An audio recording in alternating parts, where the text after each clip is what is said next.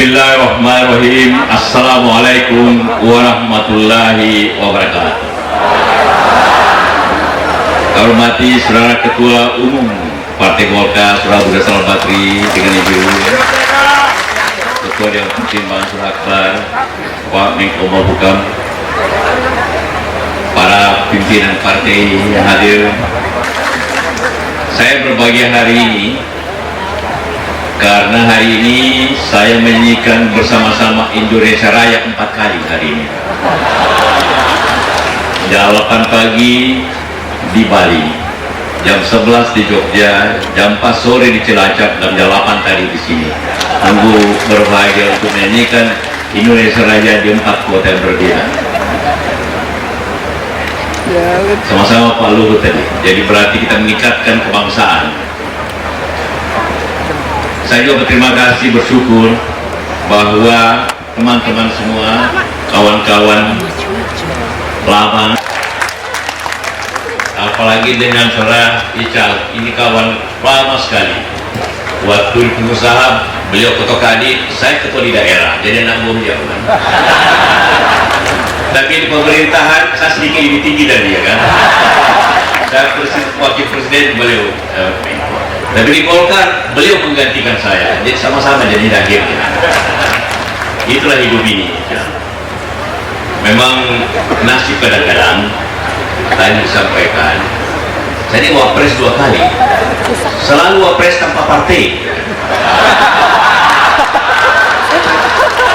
Begitu menjadi mau bersaing untuk jadi presiden lewat sebagai ketua Golkar, kalah kita. Jadi barangkali memang kita pengusaha memang kurang bernasib kalau di partai untuk maju itu. Jadi harus lebih profesional saja lah kita maju seperti itu. Namun demikian jiwa kita tetap jiwa partai, jiwa Golkar yang kita. Kalau sekalian, pertama tentu saya ingin mengucapkan selamat untuk kita semuanya bahwa kita merayakan hari ulang tahun Golkar ke-51. Hari yang bagi manusia sudah sangat dewasa. Tentu juga partai seperti itu. Tentu juga banyak penilaian apa yang kita harus lakukan. Banyak evaluasi yang harus kita lakukan. Bagaimana Golkar masa lalu dan bagaimana Golkar masa depan.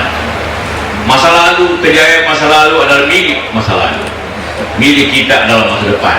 Dan itulah segala upaya kita lakukan untuk mencapai masa depan itu.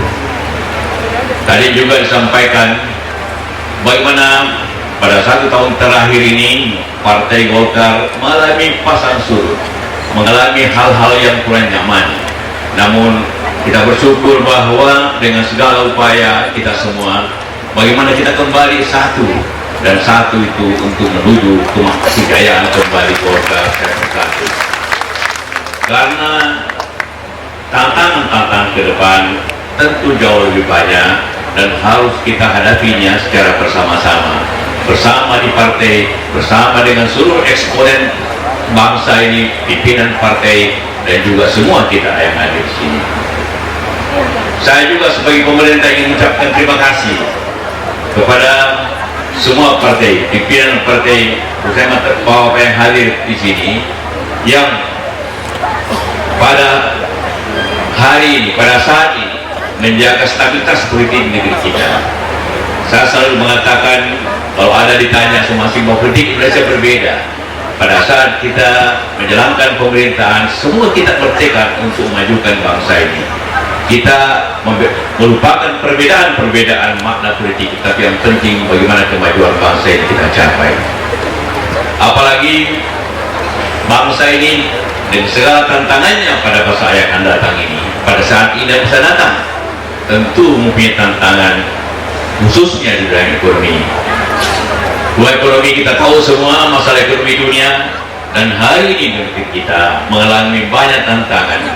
Namun tantangan itulah yang kita harus atasi secara bersama-sama. Saya yakin bahwa bangsa ini dengan kemampuan penduduk yang besar, tenaga kerja besar, sumber daya besar, dengan kebijakan yang baik akan kita melalui dengan hal-hal itu dengan baik pula. apalagi dengan dukungan partai politik dikira apakah di legislatif, di pemerintahan akan mencapai hal-hal yang kita tuju. Kita memang beberapa target-target tidak bisa dicapai karena masalah-masalah itu. Pertumbuhan yang kita target ke 5,8 tahun ini tentu tidak mudah mencapai itu. Sama juga di banyak negara tidak mudah mencapai target yang tinggi karena kondisi-kondisi yang ada. Namun kerja keras tentulah harus menjadi upaya kita semuanya. Dan itulah dalam mengelola negara ini kita semua utamakan kebersamaan dan juga tentunya kepercayaan masing-masing. Modal partai adalah trust, kepercayaan. Suatu partai tanpa kepercayaan masyarakat tidak akan menjadi besar. Karena seperti yang dilambangkan oleh Golkar, suara rakyat, suara Golkar. Artinya adalah apabila kita tidak mendengarkan suara rakyat, maka suara Golkar tidak ada. Suara Golkar bisa berarti kursi juga, akan selalu suara diukur dengan berapa kursi yang diperoleh. Dan itulah kita harus mendengarkan suara rakyat itu. Suara rakyat haruslah dengan kepercayaan dan kejujuran. Tanpa kejujuran, tanpa kepercayaan, tanpa berbuat baik, partai politik apapun tidak akan mendapat tempat di masyarakat. Dan itulah mari kita semua sama-sama bertekad dan melihat bangsa ini dari sisi apapun. Kita harus langsung, harus dengan mata kepala agar melihat rakyat itu apa keadaannya. Tapi dalam pelaksanaannya harus memakai mata hati, dan hanyalah dengan moral yang baik, dengan suatu kewajiban moral, maka kita dapat mencapai kebaikan itu.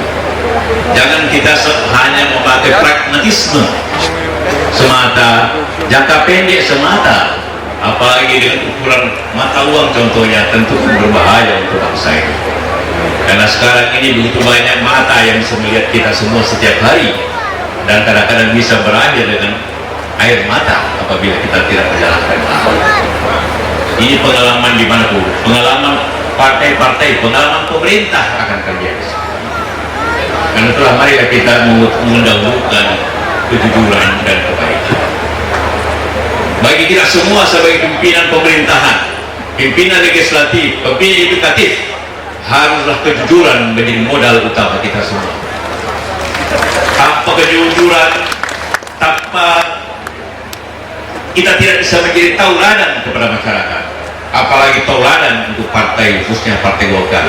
Tanpa kejujuran, kebaikan, terus terang, maka kita tidak akan menjadi besar, akan menjadi bumerang bangsa ini.